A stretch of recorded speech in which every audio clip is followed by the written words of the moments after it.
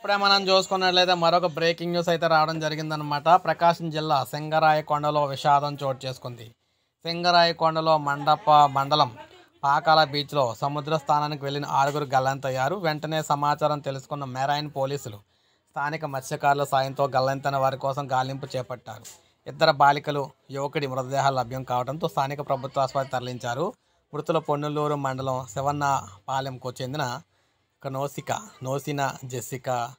నోసిన మాధవ, కందుకూరు మండలం కొల్లగుంట గ్రామానికి చెందిన యామినిగా గుర్తించారన్నమాట. సో గల్లంతైన మరో 3 కోసం గాలింపులు అయితే చేపట్టారు. ఈ విధంగా ఈరోజు మనం చూసుకున్నట్లయితే పెను ప్రమాదం అయితే జరిగిందనమాట ఏపీలోని. సో మొత్తంగా చాలామంది అయితే చనిపోయే పరిస్థితి వచ్చింది.